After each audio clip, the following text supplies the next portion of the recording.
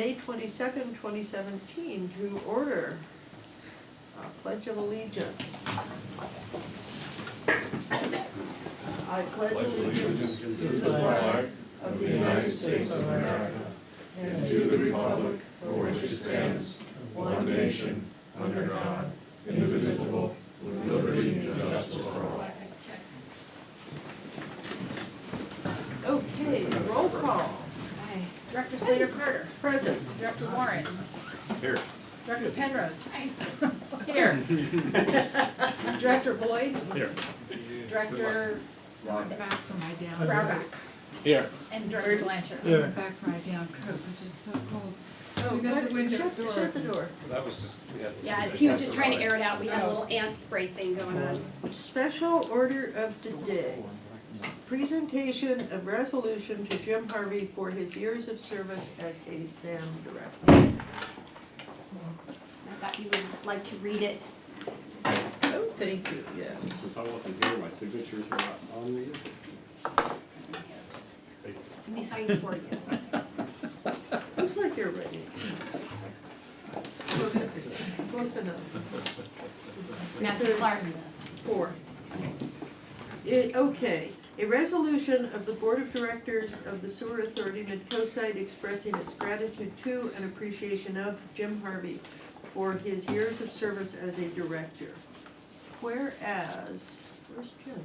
Whereas, oh, He's over here. my He's hiding. whereas, why don't you come up so the camera can see you, Jim? Whereas Jim Harvey was appointed to the Sewer Authority Midcoast SAM Board of Directors, January 2007 by the Montero Water and Sanitary District. And during his time as director, he was appointed to serve as board chair, vice chair, and secretary treasurer. And whereas during his tenure as director and board chair, vice chair, and secretary treasurer, he served in the continued improvement of the coastside community. And whereas Jim Harvey also served on the ad hoc wet weather flow management project committee, ad hoc recycled water committee, general manager evaluation committee, and played a key role in the discussions and progress towards developing a recycled water project at the Sewer Authority Midcoast side. And whereas Sam will continue the success it achieved under Director Harvey's leadership and professional direction. Now therefore be it resolved that the Board of Directors of the Sewer Authority Midcoast side hereby expresses its sincere gratitude to and appreciation of Jim Harvey for his many years of service as a SAM director and his commitment to the Coastside Committee. Here, here.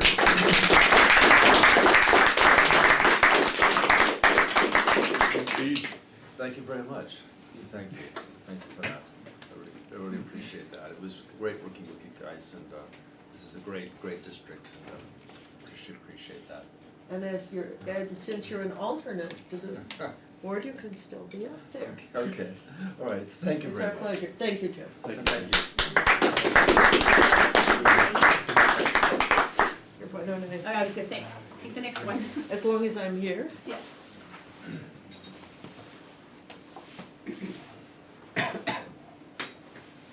can read that one, you can read the signature there. And we also have a presentation of resolution to Rick Lohman for his years of service as a SAM director. A resolution of the Board of Directors of the Sewer Authority Midcoast expressing its gratitude to and appreciation of Rick Lohman for his years of service as a director. Whereas Rick Lohman was appointed to the Sewer Authority Midcoast Board of Directors January 2005 by Granada Sanitary District,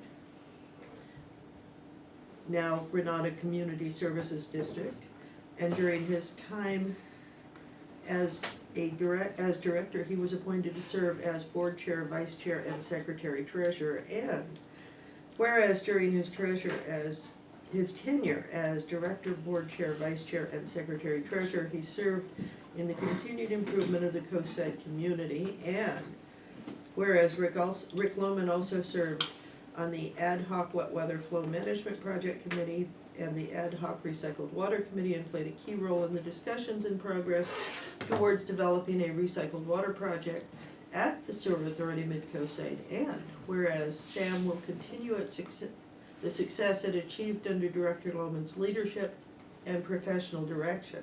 Now, therefore, be it resolved that the Board of Directors of Sewer Authority Midcoast site hereby expresses its sincere gratitude to and appreciation of Rick Lohman for his many years of service as a SAM director and his commitment to the coastside community.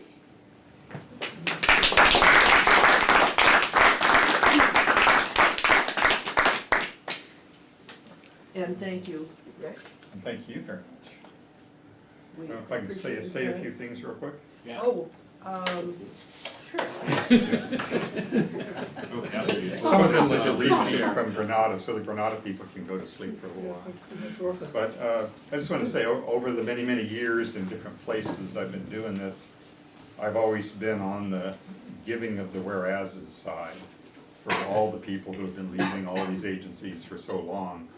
And this has been a very strange week with LAFCO, Granada, and now SAM being on the reverse receiving side of all the whereases, and it's just a whole different feeling. But I wanted to say that although this is to me, nothing I did here was something I did by myself, because there's been a history of SAM all the way back. Our current state of SAM is the result of all the people who have been on the SAM board and all the people who have been on the staff and the general managers. And we've had this cumulative, amazing effect of things that SAM has done. And again, it's not just one person, because not one person can do anything here at SAM. It's always a cooperative effort of everybody here. And you've done so many amazing things, and now you've launched the recycled water project. My only comment to you folks is you'll eventually get into things like the JPA rewrite and a whole bunch of stuff. And although everybody defends their districts, I would just like everybody to remember it's a coastside group here. So it isn't about winning, it's not about beating the other districts. It's about doing the best thing for the community here. So I challenge you folks with that. And thank you for the education and all the fun for all the years here. And remember that, as you just said, there are two sides to every board, the audience side and the board side, and please continue to attend. I can do We that. always appreciate your comments. Okay, thank you folks. And keep in mind, the next year there's an election for MWSD. Thank you. Now I want to mention something really scary. Jim and Rick together were on this board maybe a year longer than I've been. That's scary. Okay. I see no slips. Do we have any public comment from the audience? You can always fill a slip out later. No? Okay. Let me mention that GCSD is having a special meeting on June 1st to interview applicants and make an appointment for Rick's seat on our board. Yes. Good, thank you. Let us convene in closed session to discuss conference with legal counsel, anticipated litigation, significant exposure to litigation pursuant to Government Code, paragraph 2 of subdivision D of section 54956.9. 5 cases, thank you. So we'll convene in closed session. An open session at 8:04. And move on to consent agenda? Because there is nothing to report out of Oh, closed session. because there is nothing to report out of closed session. Thank you. I want to get something changed in the minutes, but I need to check with committee members to make sure I'm right. Okay, would you like to approve everything else in the consent agenda and? I'd like to move for approval of consent agenda items B, C, and D. Second. All those in favor? Aye. Aye. Opposed? Leonard, how much? Abstentions? Motion carries. shall we bring back the minutes? Do you want to, But this, can you do this will that? be real quick. Okay, And 3/4 of the way down under item A, discuss draft terms for recycled water. In one place it says Sam Recycled Water Subcommittee. I think that should be committee. Subcommittee is the most misused word in government. We have a committee and a subcommittee. The committee is the committee of the whole, and the subcommittee is the individual, one member each from the three So, agencies. yes, so subcommittee here is correct? yes. Okay. I'll move to approve the minutes of May 8th. Second? Motion and a second, all those in favor? Aye. Opposed, abstentions, motion carries. Moving on to old business. Item A, update on force main break on Furtado Lane on October 2016. So I just wanted to give it a quick update. Unfortunately, we had several events this year, so they kind of got away from us as far as sort of circling back and making sure that the board got some information on that. And just the magnitude of it and the cost of it. This was a fairly quick fix. It wasn't very costly. It was only approximately $11,000, so it wasn't as significant. But we did have, because of course these always seem to happen at night or on the weekends, so of course we had overtime, and then of course the cost of doing the repair itself. But this one was fairly small. It was only 2,400 gallons, category 2. It didn't reach any surface water, and we were able to put a clamp on it and resolve the problem, which we were very, very thankful for. And I just want to direct your attention to the map that's attached, and basically that is the similar map that I have presented in the past, showing the different sections, and then also so you can see the incidents, where they were located, and when they occurred. And I asked Tim Monahan from SRT to add in the most recent one, so that this is an updated version of this map, so that you can see where they occurred, and certainly it's very clear that they're happening in very close proximity to each other. So that's the update on this one. And since that time, obviously we've had additional incidents nearby, but Furtado was the first one of the season that sort of started this sort of chain reaction. So there were two that were like, 25 feet away from each other, yeah. okay. I appreciate the map there, this is very Yes. useful. Okay, thank you for that update. Any more questions from the board? What is the significance of the red line part of the force main? Those are the different segments that have been proposed in the upcoming infrastructure. This is 3 different colors? There's 1, 2, 3, and then 4 we are not proposing to replace at this time. But segment 1, 2, and 3 are the ones that we have proposed to replace in this upcoming budget. I appreciate you pointing out the color difference. I know, I'm I can't sorry. see it. Yes. So it's. Maybe you could do, I don't know, markers Really? between the, Really bright colors. Okay. something for the colorblind. Tim, can you, something for the colorblind folk, a bolder line or something? Yeah, we could, put, maybe triangles, then circles. So bright primary colors. Yeah. Yeah. Seriously, Stoppers. yellow, On the blue. end of each segment. Yeah, Okay, so delineate the ends? Yeah. Okay. that'd be great. So we'll do that, and we'll bring that So I back appreciate it. in the future. Okay, any more from the, okay, item B, update on the force main break at Magellan Avenue on March 3rd, 2017. So, of course, this is the one that has had the most attention because of its proximity and the conditions where it occurred. There's a copse of trees, and so the leak itself was not noticeable because it was all contained within a very thickly, very dense and thick tree, shrubbery, all sorts of things going on there. But it does flow into a gulch that does end up in the ocean. And people had noticed an increased flow in the gulch, but we had also just come off of a fairly large rain event. So going back and investigating with the folks who had observed this, their initial take on it was that it was just runoff, which of course did happen, and there was a significant portion of that each time it rained, especially by March, because we'd had so much rain, everything was really saturated.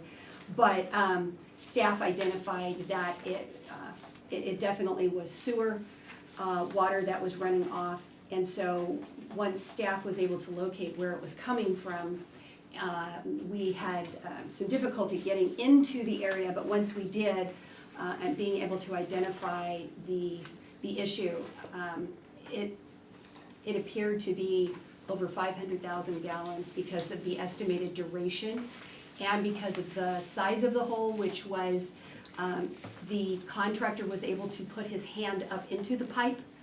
So somewhere between tennis ball, softball size hole, very large. The video that we had, it was quite clear that there was quite a bit of flow coming through that, and based on the original estimation of how long it had been doing it, that was staff's initial estimation. That was the estimation that was then relayed to the board members. And then it was a category 1 because it did reach surface water, and we were not able to recover it. Obviously, it had been going on for several days. We were able to stop it once we identified the location. Once again, we were able to put a clamp on it. And then we posted the beach signs because obviously at that point we do have a health issue, and we started taking samples. And then we continued to take samples and keep the beach closed until the time that County Public Health informed us, the lab informed us that the samples were clear and we could remove the signs. And then we also had to prepare a mandatory technical report, which is required for any spill larger than 50,000 gallons. In compiling and now analyzing the data for the spill, going back and looking at our SCADA system, staff was able to identify a drop-off in flow that wasn't just attributable to the rain event itself. And so they determined that it had actually been going on a little longer than expected. And by doing some calculations on the impact on the flow to the plant, they were able to determine that the safest estimate was actually 746,000 gallons, which was significantly more than our original estimate. But our original estimate was our best guess given the data that we had at the time. And then we did modify our report to the state on the online system to reflect the modified figures. And then I did report to the board at the April 24th meeting during the manager's report, because that was the report that actually reflected the incident, that we had completed the technical report and that we had to increase the estimate for this. It wasn't an extremely costly event, meaning the actual repair cost was $24,000. And once again, this was primarily because of the location of it. And we had to do a lot of soil removal because the flow had been going on, and so there was soil that was contaminated. Is this arrow pointing the right place? Because I thought the first street is Magellan and this is pointing to the second street.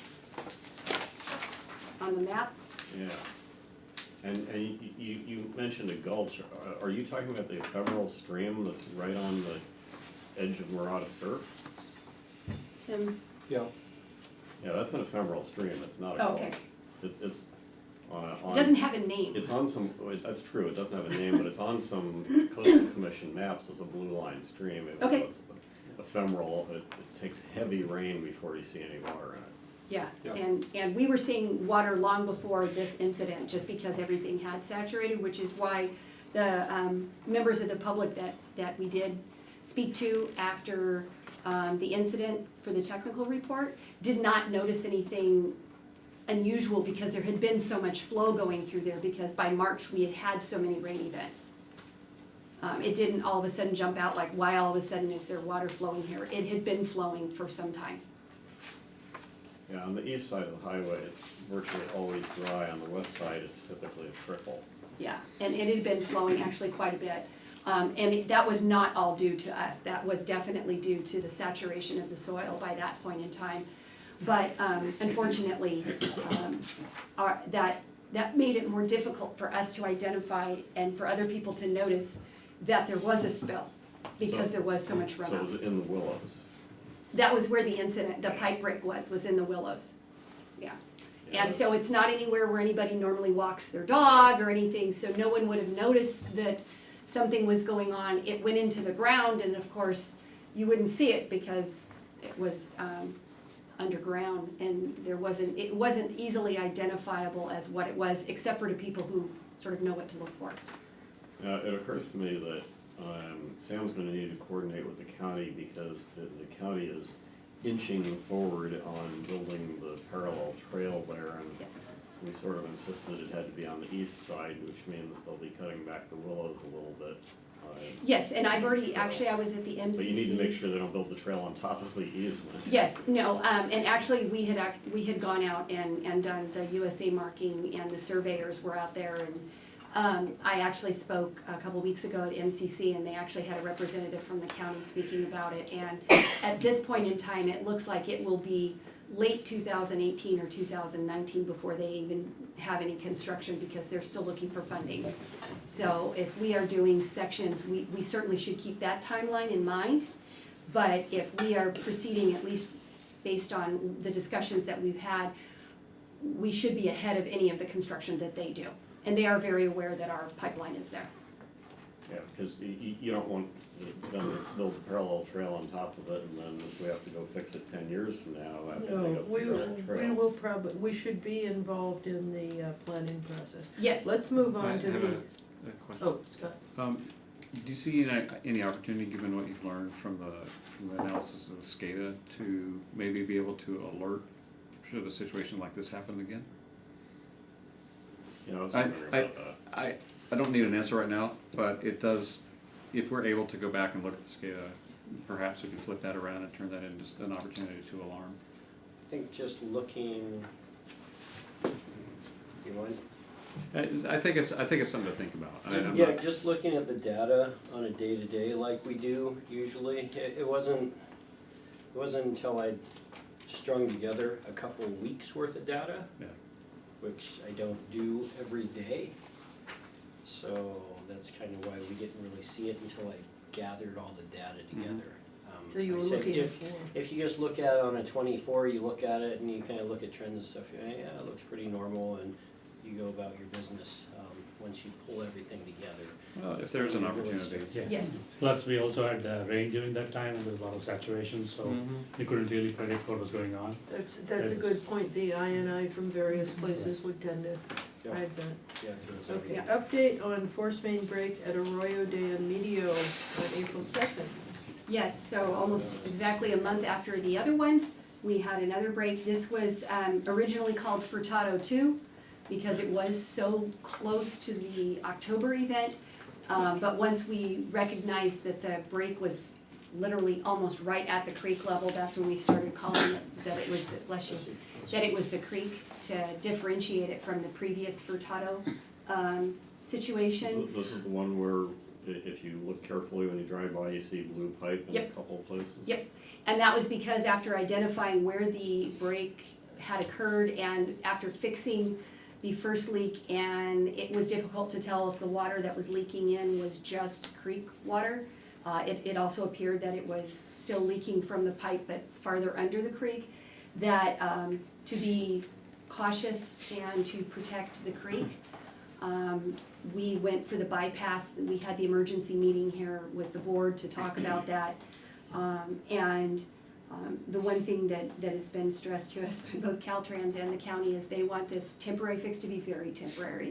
They don't want it to be a long-term solution. One, because we're hanging on Caltrans bridge, and they don't like that, but also because obviously anything having to do with the creek, anything around that environment, it's very susceptible to just being sort of above ground.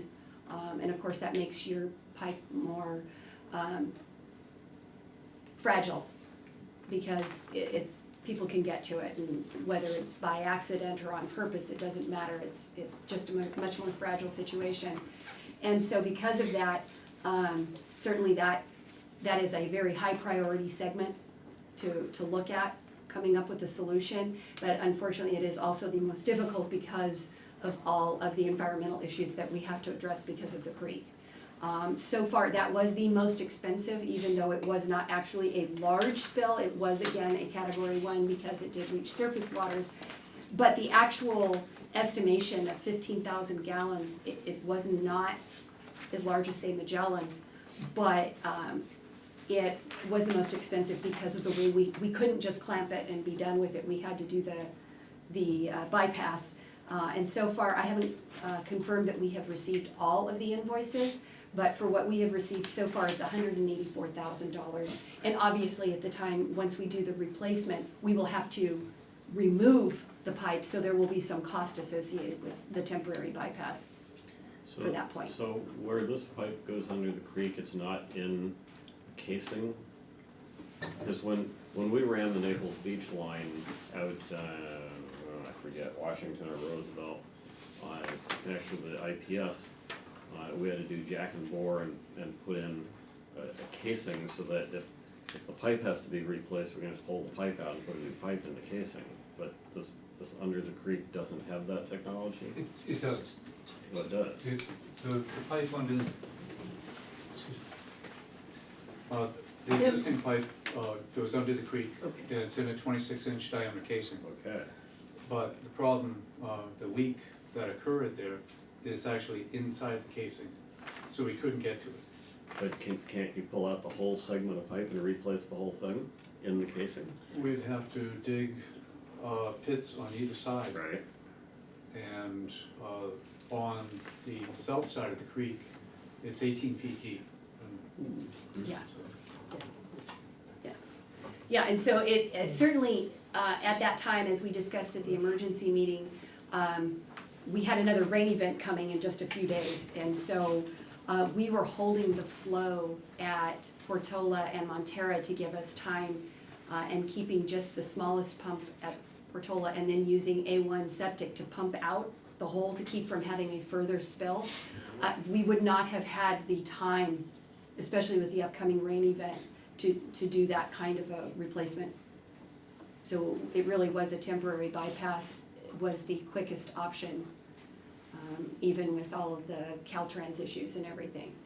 Yeah, for the short-term fix, that made perfect Yes, sense. yeah, and obviously in the design work that SRT is doing, certainly talking about the various options, but this is definitely a risky segment because of its location and proximity and its depth with the creek. So how long were the pumps turned off? I assume that this was using the wet weather. Yes, we were used every bit of storage we had for that one. I believe it was, about 5 o'clock in the morning? Yeah. I was looking at possibly calling the state and telling them we were gonna have a controlled spill, because we were totally out of volume, storage volume, anywhere else. I will comment to the boards of Montera and Granada, it's a good thing we had that wet weather. Yes. Well, and Half Moon Bay also. Well, And fines against Sam. And also to note that in almost every one of these situations, we have made use of those, both the Walker and the wet weather project, because it has given us the ability to shut off the pumps at Portola to deal with, because all of these have been south of Portola. So those, that capacity, having that, has allowed us to be able to do this without a greater impact or a larger spill. We would not have been able to do it without them. So certainly from that perspective, and then I tried to include as many photos as I could so that you could get an idea of the magnitude and just the difficulty of its location. Yeah, it was a problem with the printer. The Yeah. photos Yeah. on Okay, so it's our, not my machine. no, it's not your No, machine. no, it was the It is a photos on it. problem with probably something with the printer. Yeah. But you can still make out enough detail Yeah. to see what was going on. Any more questions? Okay, moving on to 7D, discuss force main break at Alto Avenue on April 20th, 2017. So a couple weeks after we finished the temporary repair at Arroyo del Medio, we had a break farther south. That was identified because we had a surveyor out there doing some work and came across a large damp spot on the ground right over our force main. When we had staff go out and look, it was very clear that it was a sewage leak. Once we excavated, which was a little bit difficult because of its location in proximity to other utilities, and some delay in getting the other utilities out there, we were able to put, once again, make use of the wet weather storage and to keep the pump on low at Portola. So basically it was just a trickle at that point, because we could not actually do the repair until the following morning. We had some difficulty getting one of the utilities out there to mark. That one, we call it a single event, but it was actually two separate holes. We excavated I think it was about 10 feet or so, and noticed that after we did the one clamp that it still seemed to be leaking, and so we excavated a little bit farther and located another hole. Had we closed it up, we would have just been digging it up again, because it wouldn't have taken very long probably for that one to reach the surface. So we were able to sort of take care of two at once. That one was not a category 1 because there was no surface water in the area, and most of it was just in the ground. And we had not had a lot of large rain events, so thankfully the sheer volume of the flow was down compared to earlier in the year. But it still was unfortunately a reportable spill. I do not have the cost of that one because obviously that one is so recent, we haven't received the invoices yet. But that one is going to be a little bit more expensive, I think, than Magellan, but not nearly what the Creek one was because we were able to fix it in a fairly short period of time. And during the daytime, which of course is always more preferable than middle of the night. Yes. Any questions from the board? Hearing none, let's move on to new business. Item A, discuss and consider adopting proposed media relations policy and provide direction to staff. So one of the things that has come about from these incidents is that some question as to how SAM relays this information. And the expectations of some agencies to sort of proactively reach out to the media, or just report it to the state, which is what most agencies do. We do all the mandatory reporting, but then there was a request from one of the board members to actually do a press release.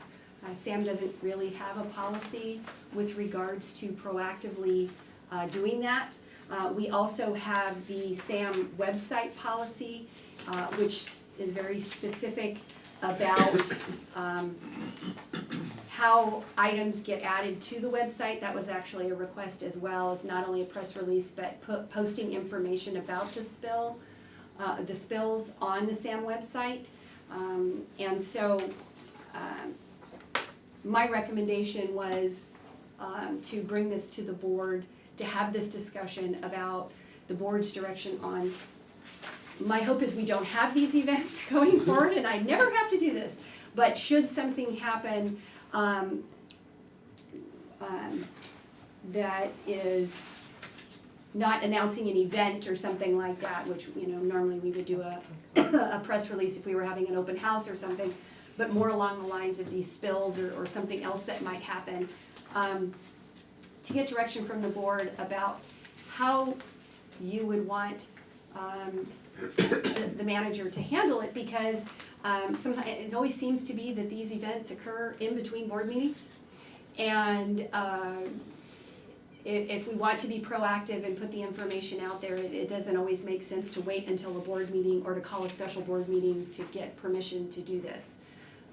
And so I'm putting this forward. I looked at several different policies I found for various public agencies and tried to craft something that I thought could give guidance and that the board might be comfortable with.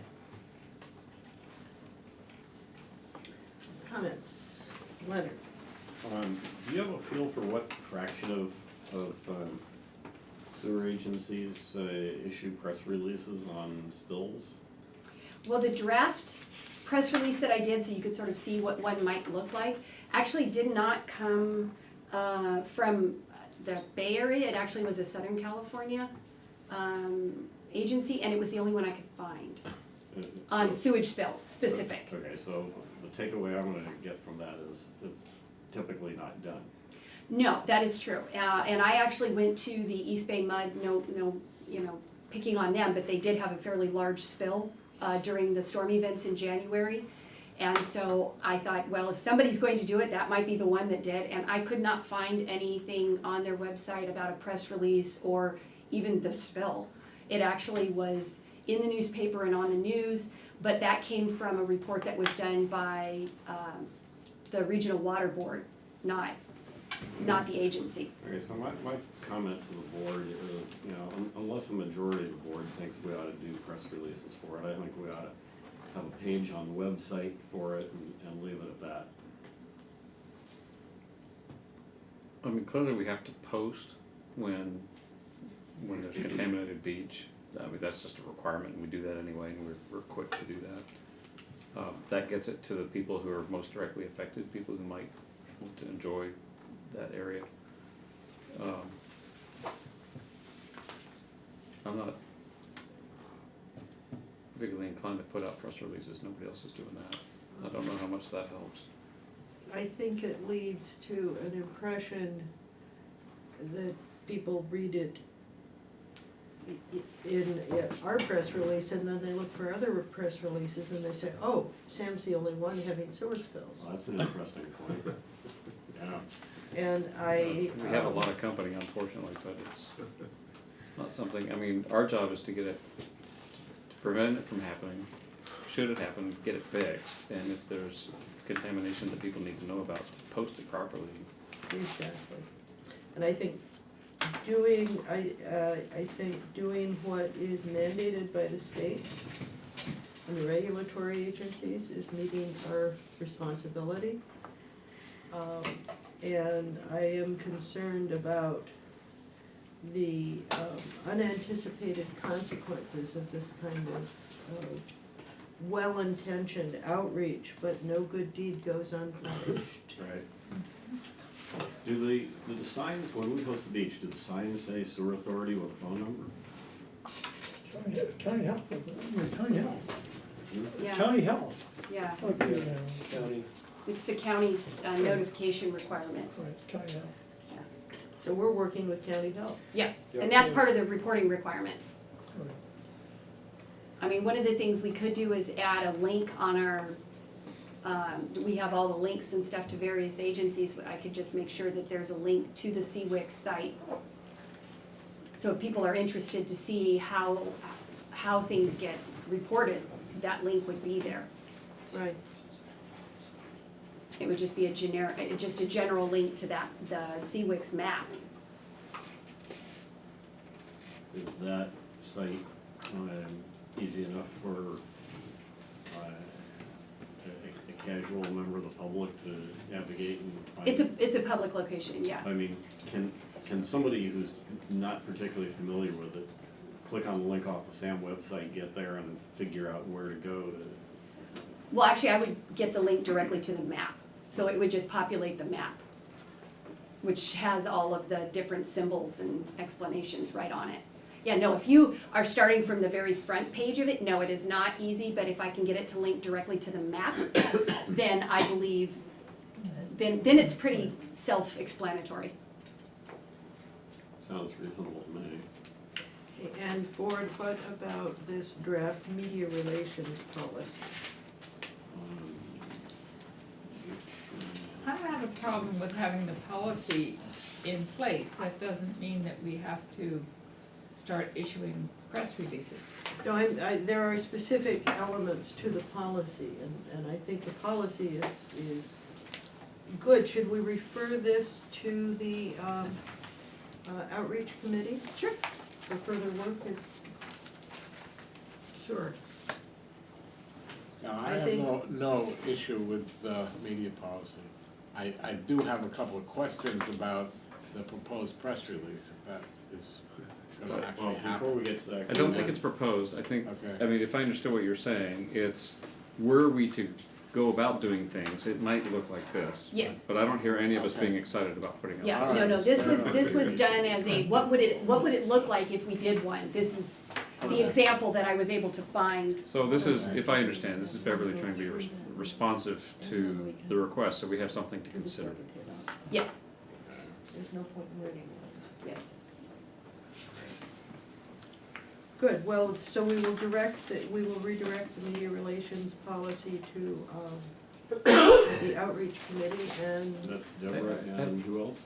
Just Deborah right I now. think Deborah and Deborah, would you like Just to be on me, you that? wanna be on it? If I could just offer one brief comment, and it's just, you know, when we're in the middle of one of these things, while I think responding to media inquiries is important, and I think the policy puts that in a good light, I don't really want us spending time drafting a really great press release. I want us out there fixing that spill. Yeah. Yeah, and trust me, when they're happening, that's all we're thinking of. And honestly, if you put out an ill-considered press release, it's not, that's not worth doing. Yeah. We could invite more trouble than it's worth. Exactly. Okay, let's move on to item 8B. Declare identified equipment as surplus and authorize general manager to dispose as appropriate. Do we have a motion? Get rid of it. Do we have a second? Second. I think I forgot to read, oh no, I guess I did read it. And it is a 500-gallon trailer mount vacuum unit purchased from Slurry Liquidator Corp. And placed in service on June 1st, 1997. So these I don't know if photos are 20 not, years is long enough. these are not Photoshop, this is what it No, really no, looks this like? is what they look like, yes. Yeah. Let's- We have our motion. and We have a motion and we have a second. All those in favor? Aye. Aye. Opposed? Thank you very much. Abstentions, motion carries. Discuss force main break at 3029 Cabrillo Highway on May 16th, 2017. So unfortunately, we had another incident. This one was just south of the previous one.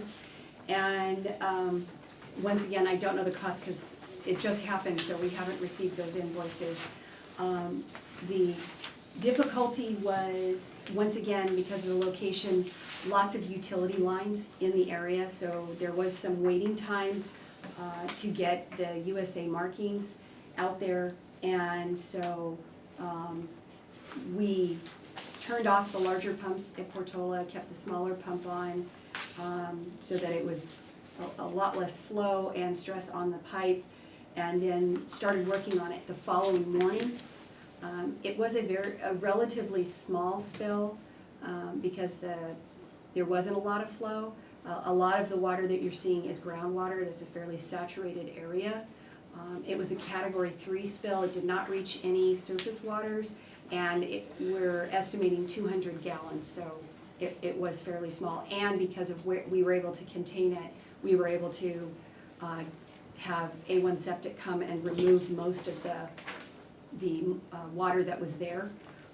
So we really didn't have a lot that even reached the surface. Rather than use multiple clamps, because once they started excavating, it was pretty clear that we were looking at more than one hole, much like the Alto one where we were identifying several potential leak sites.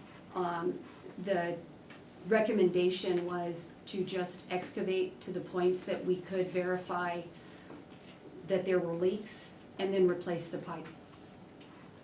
And so that's what we did. It was approximately 70 feet of new pipe. So that's just replaced, so that's approximately 70 feet. We won't have to replace in the upcoming project. And obviously that is a more preferable approach to these things, especially when we see multiples. So staff will be looking at that as an option. Should we have another incident, does it make sense to replace that section with pipe that we have on hand rather than the clamps? And it really has to do with the location of the leak itself or the number of leaks that we find once we start excavating. We were a little concerned because we kept finding them, and there was so much water, and we had issues on both sides with other utilities and permitting requirements. We were concerned that if we had to go much farther out, that we might have a bigger project on hand, but we were able to contain it to this. What are the other utilities that are real close? There's a gas line, There's a gas, there's AT&T. AT&T, but I don't think there was fiber optic on that particular site, but up the road a little bit, there was fiber optic. But because we know there is a bunch of stuff in the ground, we have to wait to make sure everyone marks it, because if you wiped out everyone's fiber optic or something on the entire coastline, they'd be obviously Right. upset with And that. we were actually going beyond our comfort level of where the USA markings were, because originally it was a narrower area. We would have had them come back out and mark again, because we would be broadening the scope of where we were digging. But thankfully, we were able to contain it in that, within sort of the parameters of that marking, and we did not observe any further leaks. So how far away is whatever the closest utility? How much separation is there between our line and the closest other utility? There's I believe it's an 8-inch forced gas main, PG&E main line, and I think it was about 12 feet away. Oh, that's good. Closer than we like, 12, 14 feet away, something like that. and We because it's actually went pressure. under a water pipe. Yeah, Oh, yeah, we did we go went, under had to go water under a pipe, water yes. pipe. Oh, good. Yeah, Cold water so, It was there. Typically, how long does it take to get the other utilities out there? some are more responsive than others. Yeah, you don't really, you call in an emergency dig and you hope that they get there as fast as they possibly can. I have some direct contacts that I still have to go through USA, but, I mean, utilities on the coast, like Coastside County, I call them directly, even though we still have to call USA. I have a couple numbers for PG&E I can call, but Are we talking a couple of hours or? we're talking hours, yeah. When we had the one on Alto, I think that was probably, it must have been, God, 8 hours Yeah. before the guy got out. Well, and for the Arroyo de Medio, we waited a long time Yes. for one of them to show up, Which is just ridiculous sometimes. like 12 hours. I mean, it was just ridiculous how long it took. Which utility? I think it was Utiliquest is usually, seemed like the one we were waiting on. Well, we were waiting a long time on one of the PG&E ones too. And then one of the AT&T ones. Which We is don't have Utiliquest control is over AT&T. that. Nope. We have zero control over that. We let them know it's an emergency and that we need them out there as quick as possible, and then they get there when they get there. Yeah, the as-bills are never the same as the plans, so Yeah. you need them to know. Yeah. To be, because it puts the responsibility then on their shoulders instead of on ours. Yeah, but unfortunately, Yeah, I understand that. you sit there and you wait, because you cannot dig until they've marked. Well, a perfect example would be on 92, they had the water main leak on 92. Those people were core drilling and they didn't get a USA first. Had they gotten a USA, they would have never went down through that main water line coming into Half Moon Bay. Would you say core drilling? They were core drilling, Okay, I guess. this is D, discuss JPA general budget fiscal year 2017-18 recommendations from member agency managers, engineers, and provide direction to be delivered. I have a request that if you could send this to us in an electronic format, so I Yes. could put it in the file Yes, electronically. and we will also add it to the website as an amendment to the website. Thank you very much. So, as directed by the board, I met with, both in the regular member manager meeting as well as a special meeting the day after, to talk about concerns from the member agencies related to the budget, both the infrastructure and the O&M budget. And there was a lot of discussion. I tried to summarize the feedback. I prepared the staff report and I actually sent it out to the member managers to make sure that I wasn't misquoting them or misunderstanding their feedback. I wanted to make sure that the board received accurate information on the member agency manager concerns and engineers' concerns.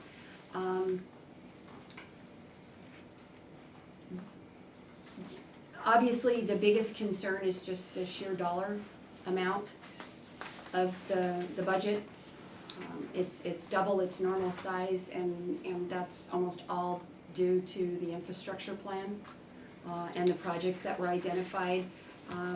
All of them, all of the member agency managers and engineers said, you know, that the most important thing to do is to stop the leaks in whatever manner that we can.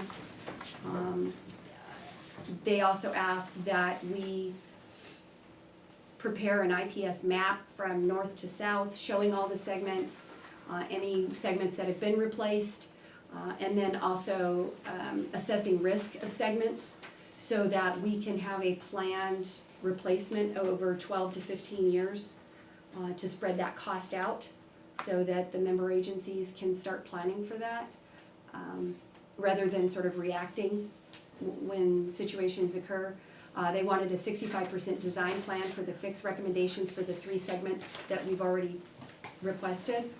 And also to make sure that we have the design and bidding schedule to meet a 2 fiscal year, not 24 months, but to cross over 2 fiscal years. So basically to spread the cost between the upcoming fiscal year of 17-18 and then to go into 18-19. There was sort of a general, I wouldn't say consensus, but comfort level that about $1.5 million a year is about the top end of what the agencies could devote to SAM projects. So trying to make the highest priority the leaks and any other spill-related prevention type projects, put those first and try to contain it to the $1.5 million or no more so per year at the highest point, and preferably even less than that. Revise the approved 5-year infrastructure plan to reprioritize critical need versus good idea or projects where we might get operational efficiencies and really push those out. And the recommendation was to change the 5-year to a 7-year or perhaps a 10-year plan. So to take that same $10-ish million and spread that over 10 years and also start factoring in additional segments of the IPS replacement. Being very conservative as to what we can accomplish in a year. Don't overpromise. There was some concern that we would be asking the ratepayers to pay for something that we wouldn't get to in that time frame. Half Moon Bay manager stated that they were not agreeing to any particular projects at this time. They still have not had that discussion, and there is still some debate as to their interpretation of the JPA agreement and capital P project, little p project, and whether they can veto projects that we are including in O&M and they are interpreting under the JPA language of are you in or are you out of each project. Well, they can't veto the fines. No, but that was just, I'm just relaying the feedback that I received. To make sure that we write the bid documents to contain mobilization costs, so if we are spreading the 3 segments over a longer period and they have to mobilize and demobilize, to contain those costs so they're not gouging us for mobilizing maybe phase 2 or 3. So, are you saying, try and arrange it so that they don't have to demobilize even though we have it split over fiscal years? Cap how much they can put into mobilization. Come up with a reasonable allowance for mobilizing, demobilizing, and cap it. This is just feedback that I've received to consider. Obviously, we would work with SRT as we were preparing to go out for bid to see what kind of language we could put in there to try and contain those costs. Some concern about just the general budget, O&M budget, that Sam needs to think of it more like personal finances versus government spending, and the explanation of it is, if it was your own personal finances, you would really say, do I need to go out to dinner tonight or can I cook at home? And that sort of the government spending is, if it's in the budget and the budget is 5 million, then I should spend all 5 million, as opposed to assessing the need for it. Be more conscientious of ratepayer impacts when proposing the budget as well as the projects. There was a recommendation to under budget for non-fixed costs and then come back at the mid-year only if they're needed. What? So basically, it kind of goes with the next one, which is try to cut the professional services and building maintenance services by 50%. What? And, yes, so for example, if we normally estimate our expenses for a particular vendor, and I'll just put Calcon out there because we do a lot of work with Calcon for electrical and other special projects. Let's say we spend on average $100,000 a year, and that's just been a sort of a historical average, that we should budget for 50,000, use it very judiciously, and only when and if we need it, come back to the member agencies at the mid-year and ask for more. Regarding Calcon specifically, I actually mentioned this at the last GCSD board meeting. I think you need to go out and look for other vendors. The Calcon charges to me for many years have seemed, let me just say, very high. Right. Well, and certainly we're always looking at the vendor costs to see if we have a better way of doing it, or, you know, get better quotes and things like that. But this was to specifically, intentionally request for less than sort of our historic use, and then come back at the mid-year and ask for more only if it's needed. And I think that kind of goes along with that earlier comment about, well, if you put it in the budget, there's an expectation to spend it, so therefore if you budget less, your expectation is less.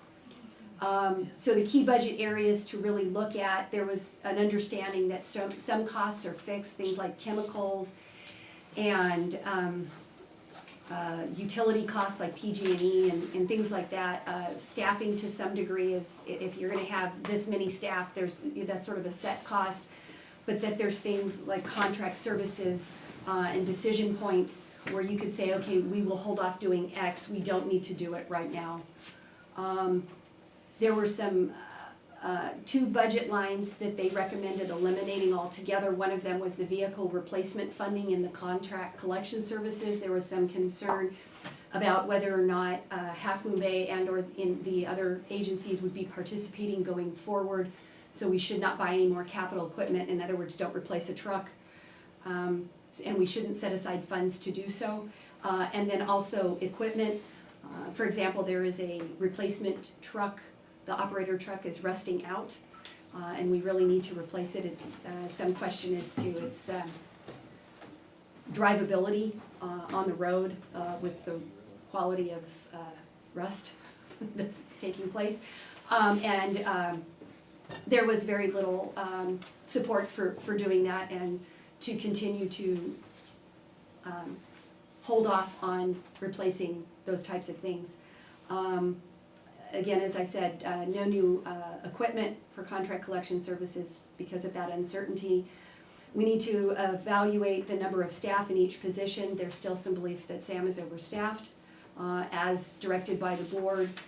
In the strategic plan, I am working with the consultant on the staffing analysis. I hope to bring that forward sometime mid-summer so we can have that discussion, but this was a request and feedback. Some of the comments were that this is a very dire situation. We need to strip the O&M budget as bare as possible. and that there is a request for us to continue to look for more information and funding options for our infrastructure, things like loans and bonds. So staff requests that the board discuss the recommendations and provide directions so that staff knows how to then go back to the member agencies and let them know what they need to consider when they're looking at the budget. Is this coming from more than one manager? Yes, basically all three. Okay, now we have a problem. Our meetings are supposed to end at 9 o'clock. This is, I believe, a longer than a 4-minute discussion. Would we like to have a motion to continue for an hour? What else is on the No. agenda? I can't. Okay. You have a printed copy of the agenda? No. This is the last action This- item, the rest are The bookmarks aren't informational. working for me, so I don't want to. Well, we have the reports and then we're adjourned. But I hear that Deborah can't stay and, I think it's very important that Half Moon Bay be a party to these discussions. How much time do you think we need for This is a long discussion. Sounds like it to me. I just wanna caution the board that I would recommend then a special meeting, because the member agencies cannot consider the budget without some direction Right. from Sam, It's so. May 22nd. Right. Yeah, and I do know that the city council will have a board, a budget, its second budget discussion, I believe, on June 6th. I think that's Yes. the next meeting, so certainly and Monday is a holiday. So in order for me to get something to the city manager so that she can prepare whatever her staff reports are, we really have to have that discussion this week. Because next week would be a short week for them to prepare their packets. Are people, now, being entirely self-serving, I will say, I'm here tomorrow and I am leaving the day after at 11 p.m. for 10 days. So, I'm not available the rest of the week. you are not available, okay. Now, this is the time that I've blocked out for this.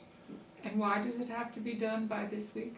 Because of the budget. The budget discussions for each of the member agencies, Sam has in its JPA agreement, we have to adopt a budget before July 1. So, and the member agencies also have implications on their rates if there was to be Absolutely. something needing to be done. Can we do 15 minutes? You know, my recommendation would be that we don't make huge changes to our budget, that we go with the budget that we have for this year, and that we look at it again. Well, the budget that we have for this year contemplates double normal.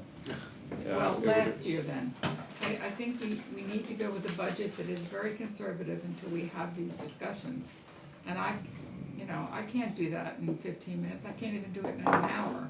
The difficulty is that we need to put a significant amount more money into capital improvement than we have. Well, we've stalled out Previous and year. delayed a bunch of things for reasons, and I think we all know what those reasons were. It's time that we get back on to dealing with some of the obvious necessity. What I would like to recommend, and it's very short, is that we ask staff and our engineering firm to come in and prioritize the CIP in a way that gets things into effectively the normal 1.5 million budget that we have historically had as our run rate for spending on the O&M. And because what we know, and we talked about this at the last meeting, we talked about, look, we've got to, I don't even know how many projects our staff can do concurrently. I don't know if we can spend $3 million and manage it well, but 1.5, I know that we can do that. And we know that we have some things that need to get going, and I think we're all eager to get it going. So the best thing to do, I think, would be to get some professionals sitting around, prioritize this stuff, and show us the most important things. Like I mentioned at the last meeting, the sludge dewatering system, we all know that's a good thing, but it's $300,000. And I don't think that comes before a pipeline replacement where we know there's big holes in it. So that's an easy one. It's like one's over the other. And what we've always done is we start at the top, take the most important thing, and we say the money runs out at this point, and then we figure out, okay, that thing that's right below it, is that something where we need to go to reserves, or bring in extra money, or do we cut it off and say we get that next year? And so, my recommendation is that we ask our professionals to go back, bring us back that prioritized list, and it's gotta be, they gotta take a sharp pencil to it. I agree with you, but I also think that in order to do that, we have to know, for instance, with pipeline replacement, exactly what we're talking about. But that's why I'm saying the And professionals. that has to be, yes, the professionals, I can't do that. Or- To give us a timeline on that, when does it have to be done? How many segments have to be done? How, in what order do they have to be done? How long is each one gonna take? What is gonna be the cost associated with that? I have to admit, I am very concerned of over-analysis paralysis. We have I a think lot of information, and If we say, if we look at old business and an item on new business, we have been analyzing these things for longer and than is, I won't say than is necessary, but then no action comes in because other items tend to be more, take Well, a that- higher priority. well, that's why my proposal is, let me make sure I'm really clear with what I'm proposing. Take the current proposed that we have in Right. front of us, that we're getting all this feedback on, and take it to the professionals and say, at our next meeting, bring us that prioritized list. Work with staff and our engineering firm and put it in order. And you got 2 weeks, and, you know, have the bare knuckles, you know, knock down, drag out thing to put things in order and bring it back to us, because that's gonna force the question on, you know, do we need segment 1, 2, 3, and 4, or do we need to focus on 2 and then 3 and then 1 Right, and 4? as long as it's including that, Right, then I'm happy with it. I don't think we're gonna get, Because we haven't actually had lots of analysis on our force main breaks. right, We don't know what that's gonna cost. We don't know how long it's gonna take. but I think what Catherine's getting at is, we know we have to get at a section of it right away. And I think it's gonna be really easy to say, there's a section of it that we know we have to do right away. Is it very easy to say that? I Well, mean, there's one of those sections that any of us could look at and go, well, if it's We got gotta a- get it off the bridge. if it, yeah, so, Yeah. I think if we say, you got 2 weeks, bring us your list Of projects, you're talking about the. in order. Yeah, And with the dollar amount, and then show us where the 1.5 million cutoff is. And I expect that to be a painful project to get done between now and 2 weeks from now. And I expect a really good explanation about why that one's at the top and why the next one's right below it, and why, you know, just, but it's 2 weeks. Can we, And it's a forcing function, but you know what? Now's a good time to do that. That drives towards what Right. you want, and it drives towards a quick solution. I think it solves both things. And it works within the budget timeframes. Yeah. can we get the whole force main section inspected soon enough?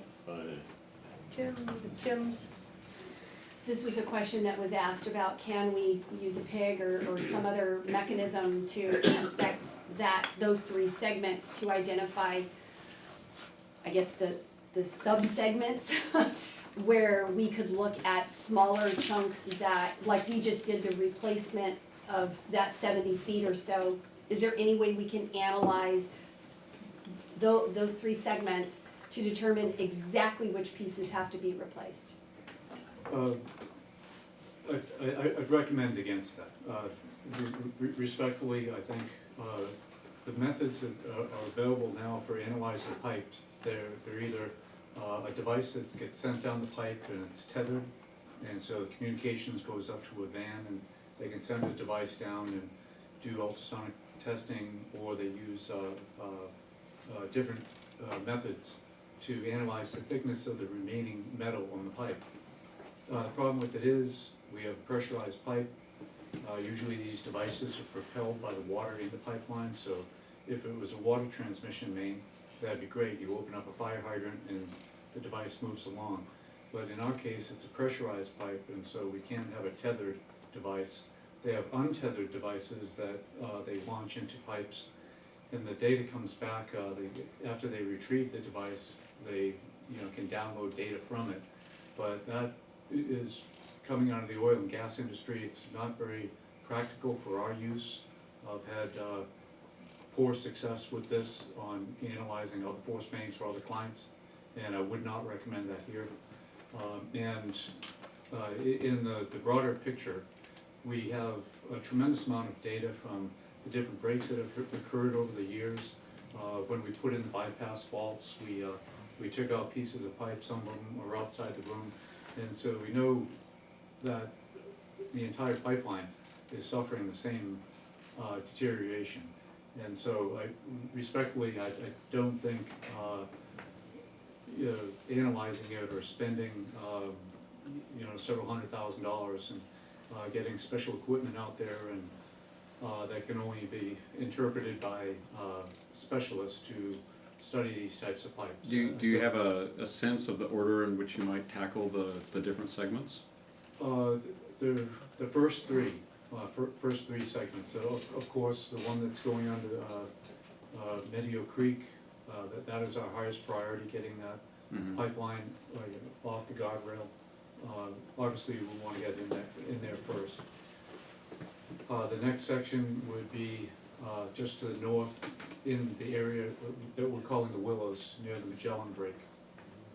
So how long are each of those segments that you're suggesting now be done ASAP? The first segment which we talked about is about 1,350 linear feet. That's the creek what he talked about, and the willows what he talked about is 2050 linear feet. Exactly. And then the third segment would be the one where we just had the incident. Yes, and that segment is about 2,200 linear feet. So in total, we're talking about roughly half of the force main. Yes, to answer Scott's question about what sections do we tackle first, Right. I'd say those are the blazing red hot items. And So segment then- 2 being the creek. Given that, I would Segment. strongly suggest we get some good, relevant, recent information on SRF loans. Okay. Because if we're gonna exceed our ability to come up with cash, then we're gonna need to do something, and that's something that is pretty straightforward. We've done that, I know Montero's done that. It's doable, but we're looking at the three segments. What's our current pencil estimate of what that's gonna cost? Between 2.5 and 3 million. Right, so, Yeah, and that just can't be done. Right. well, So- if it has to be done, then we need to figure out how we're gonna finance it, because we're not gonna cough up all that cash from the ratepayers this year. There's no way, we can't do that kind of rate shock, so we're gonna have to, if that's really what we're looking at, then we've got to find a way to, Stretch it out. do it on time, Well, we can bring some of that information back in 2 weeks as well. Okay. Thank you very much. So 2 weeks or 3 weeks?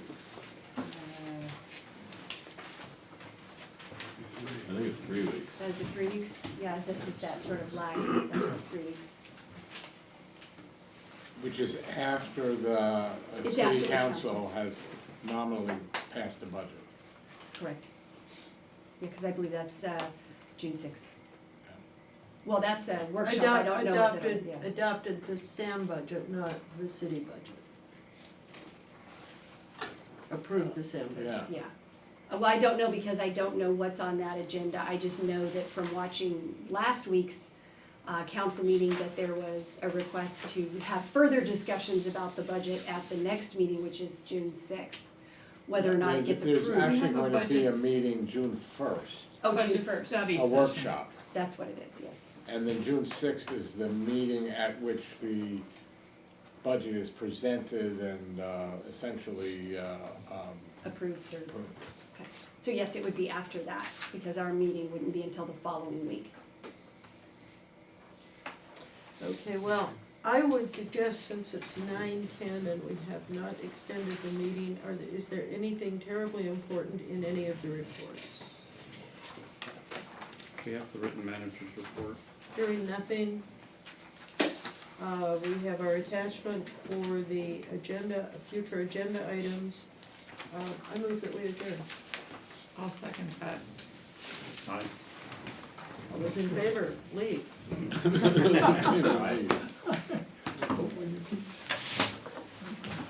I have that pen back? Thank you very much. Thank you. The water pipe that comes from the. If I come on the whole link with- I don't know, I think-